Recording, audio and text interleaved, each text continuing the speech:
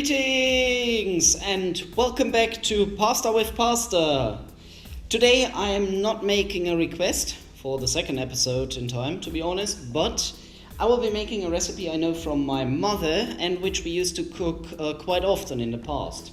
For this we will need, as always, some pasta. I'm using Tagliatelle today. We will need 1 tin of tuna fish. It doesn't matter if you use the one in oil or the one in its own juices. I'm using the latter for this recipe. We will need some cream and some Dijon mustard. We will need some oil for frying. We will need, although it's optional, if you don't like onions, don't use them. I will use some small red shallots. And I will use some garlic as well. Those 2 ingredients you can leave away if you don't like them, of course. We will need some soup stock, instant soup stock. I have vegetable soup stock here. And in terms of seasoning, we will need some salt for the pasta, white pepper, nutmeg, thyme, oregano, and last but not least, dill. So, these are the ingredients. The materials will follow in a bit. Materials. Today, as always, we need a sieve. Maud was so kind to enlighten me how it's pronounced, so apparently you call it a sieve and not a sieve. Sounds like a Sith Lord to me, but oh well. So, a sieve. We will need a pot with a lid, also as always. A frying pan, which is pretty much a regular appearance in our show. We will need tea and tablespoon. A garlic press, because I'm lazy today. If you don't have one, a knife will do nicely. We will need a spatula and a cutting board. There we go. Those are the materials for today. So now let's get started. Once again, welcome back to my stove. We'll do the things as per usual. First the fresh ingredients, and then we'll get started on the sauce. So if you are using the shallots or onions, peel them, get rid of their skin, shed them, do some massacre with them, whatever. Same goes of course for the garlic. We won't cut the garlic right away because I'm using the press. If you are not using the press, you will see later why. You want to cut it beforehand. I won't because I'm using the press. The reason behind that is we are putting it into the sauce. We're not frying it as per usual because garlic isn't nice when it's fried. It's bitter and doesn't taste nice, and we want the garlic taste. We don't want bitterness in our sauce. So if you're not using a garlic press, just cut it into neat little cubes, millimeter by millimeter. The smaller the better.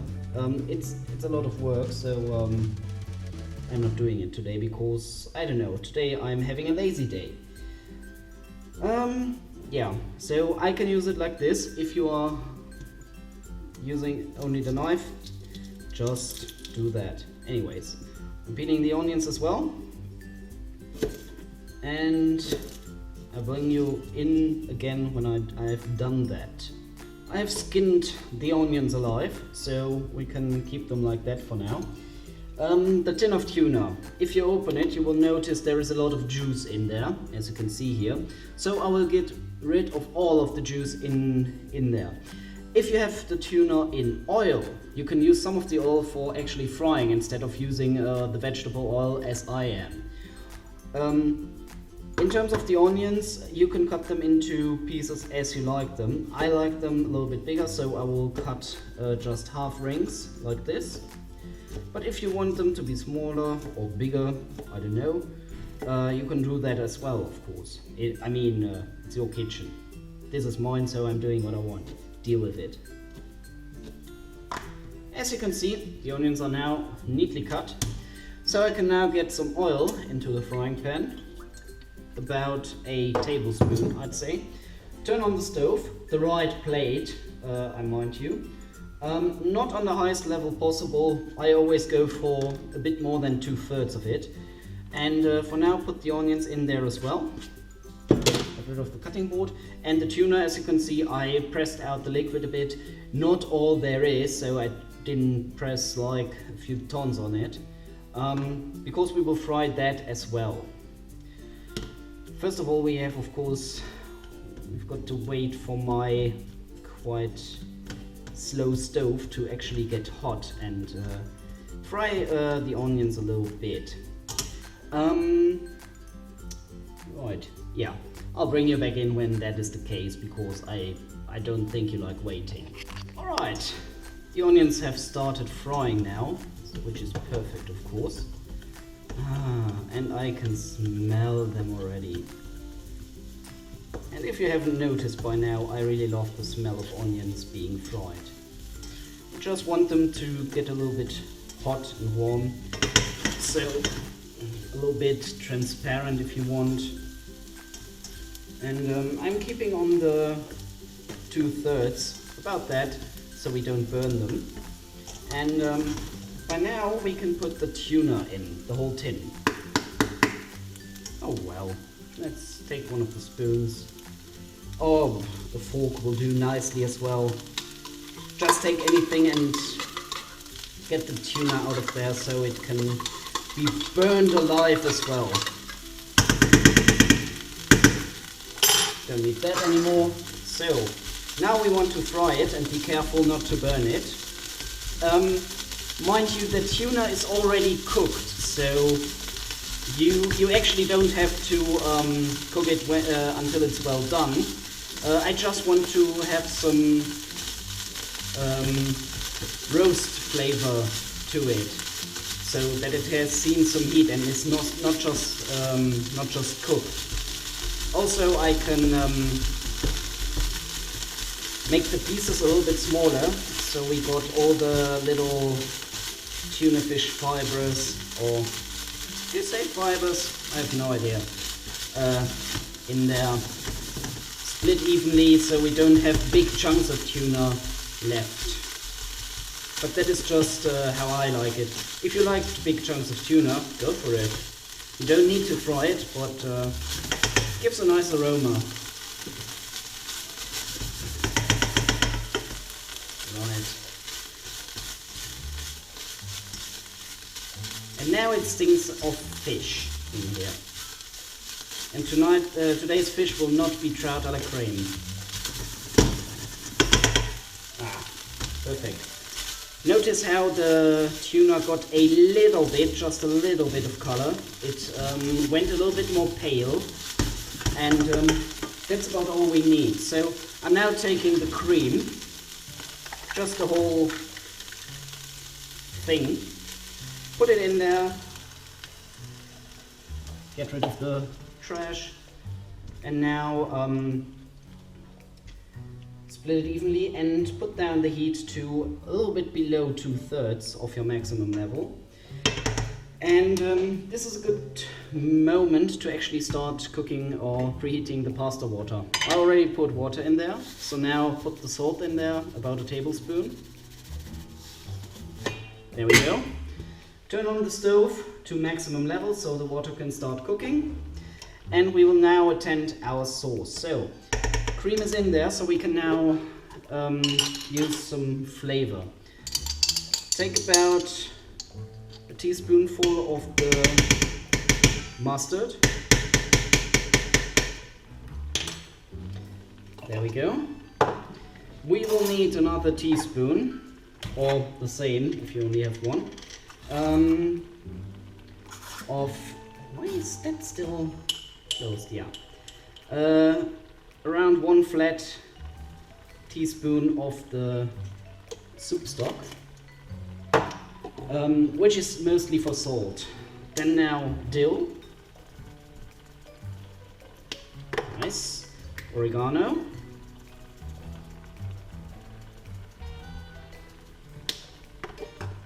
Some thyme.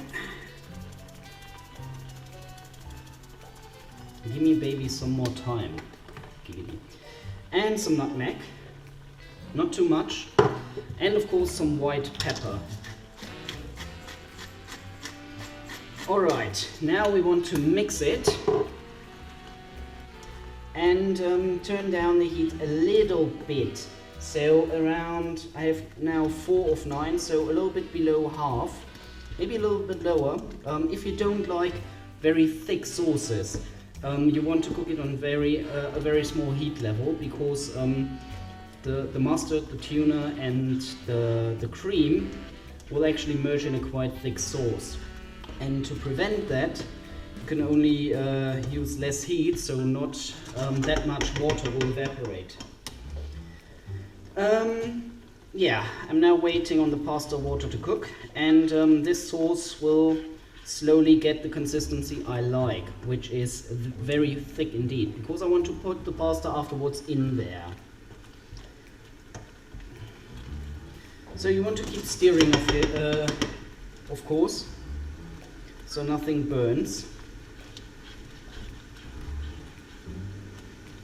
And if you have the feeling that the sauce gets too thick, turn down the heat, which is the easiest thing to do.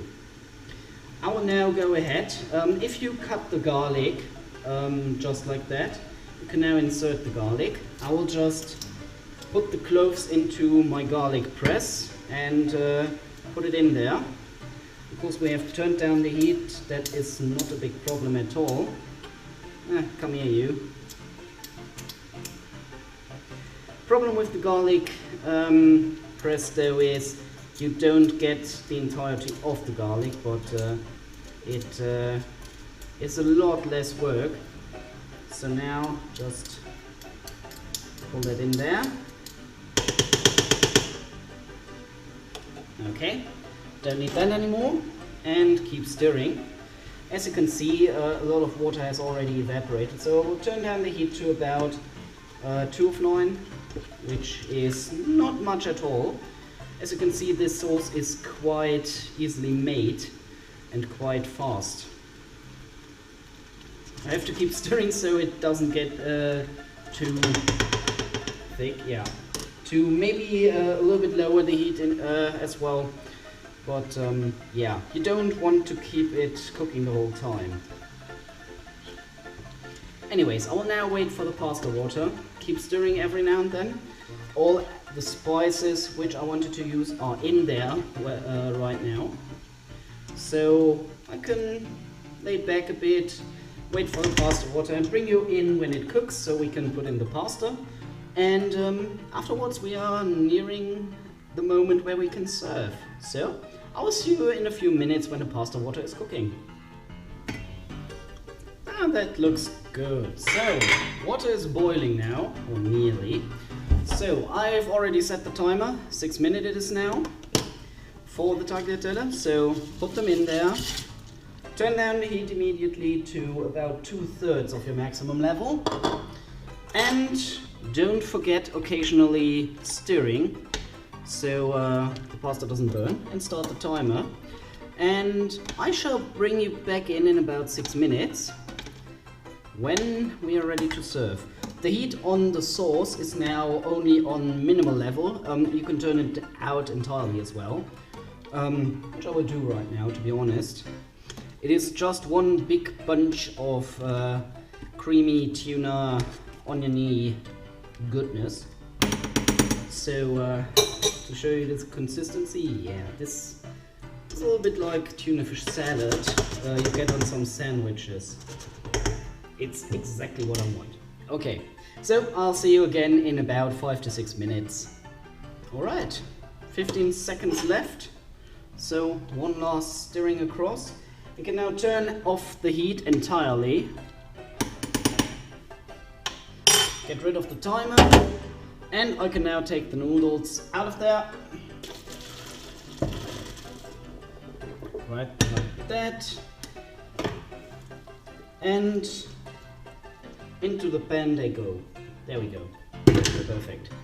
Now I need to just mix it and conserve it, so I will see you again in a minute when I actually have mixed this with the spatula, which is not the proper tool to do so, to be honest. Alright, and here it is. Tagliatelle with tuna fish cream sauce. I hope you enjoy this and enjoyed the show as well. So thanks so much for watching. If you have a request for me to do, which I certainly hope, please write it down in the comments or post me a message. You can also post that on Twitter. And with a little bit of luck, I will be making your request next. Starting from next week, I will be doing requests again. Maybe every now and then I will put in my own recipes as well.